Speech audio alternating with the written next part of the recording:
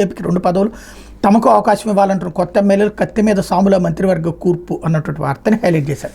ఇకపోతే 15 లోక్సభ తొలి భేటీ 18 లోక్సభ తొలి సమావేశం నెల 15వ తేదీన ప్రారంభంగా వచ్చిన విశ్వసనీయ వర్గాలు తెలిపాయి. జూన్ 3వ వారంలో లోక్సభ తొలి సమావేశాలు ప్రారంభమవుతాయని, తొలి 2 రోజులు నూతన ఎంపీల ప్రమాణ స్వీకారం ఉంటుందని సమాచారం. ఆ తర్వాత స్పీకర్ని ఎన్నుకుంటారన్నటువంటి వార్తని హైలైట్ చేశారు. అయితే ప్రజాస్వామ్యమా ఆటవిక రాజ్యమా, రాష్ట్ర వ్యాప్తంగా కొనసాగుతున్న టీడీపీ దాడులు, వైఎస్ఆర్సీపీ కార్యకర్తలు వారి ఆస్తుల లక్ష్యంగా విధ్వంసం, పోలీసుల సమక్షంలో బెదిరింపులు, దాడులు, ఆస్తుల ధ్వంసం, నిస్తేజంగా పోలీసు యంత్రాంగం పరోక్షంగా రెచ్చగొడుతున్న చంద్రబాబు వైసీపీ కవ్వింపులపై టీడీపీ శ్రేణులు సంయమనం పాటించాలంటూ ట్వీట్, తాను ప్రమాణ స్వీకారం చేసేదాకా ఇవి కొనసాగించాలని పరోక్షంగా సంకేతాలు అన్నటువంటి వార్తని హైలైట్ చేశారు. ఇందులో బెజవాడలో పట్టపగలే టీడీపీ కార్యకర్తలు విధ్వంసకాండకు దిగారు. గన్నవరం మాజీ ఎమ్మెల్యే వల్లభనేని వంశీమోహన్పై దాడికి విఫలయత్నం చేసే నగరంలో లబ్బిపేట మున్సిపల్ ఎంప్లాయీస్ కాలనీలోని వంశీ నివాసం ఉంటున్న అపార్ట్మెంట్పై పెద్ద ఎత్తున టీడీపీ నాయకులు కార్యకర్తలు దాడి చేశారు.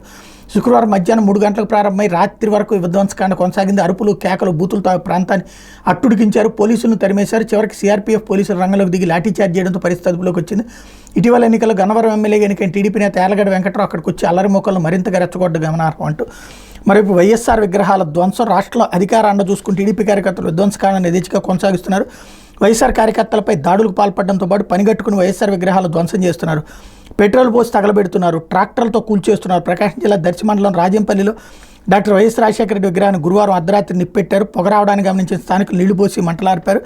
అంతకుముందు విగ్రహానికి తాళ్లుగట్టి ట్రాక్టర్తో లాక్కి కూల్చేయడానికి విఫలయత్నం చేశారు. విగ్రహం ముందు వైపు ట్రాక్టర్ స్లిప్ అయిన ఆనవాళ్లు కనిపిస్తున్నాయి. అనంతరం మడ్డి ఇంజిన్ ఆయిల్ తీసుకొచ్చి విగ్రహం మీద పోసి నిప్పు పెట్టారు. ఆ మేరకు విగ్రహం పక్కనే మడ్డి ఆయిల్ డబ్బాలు కూడా ఉన్నాయి. గ్రామస్తుల ఫిర్యాదు మేరకు ఎస్ఐ సుమన్ సంఘటన స్థలాన్ని పరిశీలించారు. చిత్తూరు జిల్లా గంగాధర నెల్లూరు నియోజకవర్గం శ్రీరంగరాజపురం మండలంలోని 49 కొత్త వల్లిమెట్ట పుత్తూరు చిత్తూరు జాతీయ రహదారులను దీపికా కళ్యాణ్ మండపం వద్ద ఉన్న వైఎస్ఆర్సీపీ ప్రచార వాహనాన్ని ధ్వంసం చేసి పెట్రోల్ పోసి నిప్పండించారు. వైఎస్ఆర్సీపీ ఎమ్మెల్యే అభ్యర్థి కృపాలక్ష్మి ఎన్నికలు ఈ వాహనాన్ని ఉపయోగించారు. పోలింగ్ అనంతరం ఆ వాహనాన్ని దీపికా కళ్యాణ మండపం వద్ద పార్కింగ్ చేశారు. దుండగులు వాహనానికి నిప్పంటించిన తర్వాత కళ్యాణ మండపంపై రాళ్లదాడికి పాల్పడ్డారు.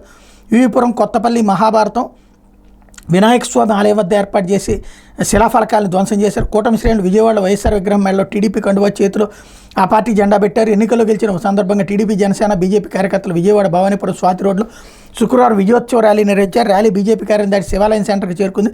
ఆ సమయంలో యువకుడు ప్రొక్లైనర్ పైకి ఎక్కి మహానేత వైఎస్ఆర్ విగ్రహం మెడలో పచ్చకండ వేశాడు. చేతిలో టీడీపీ జెండా పెట్టాడు. భవానీపురం పోలీసులు వారిస్తున్న కార్యకర్తలు పట్టించుకోలేదు. ర్యాలీ ముందుకు కదిలిన తర్వాత పోలీసులు టీడీపీ కండువా జెండాను తొలగించారు. తిరుపతి జిల్లా చంద్రగిరి నియోజకవర్గం రామచంద్రాపురం మండలంలోని కుప్పంబాదూరు గ్రామంలో వైఎస్ఆర్ విగ్రహాన్ని గుర్తెలియని వ్యక్తులు ఎత్తుకెళ్లారు.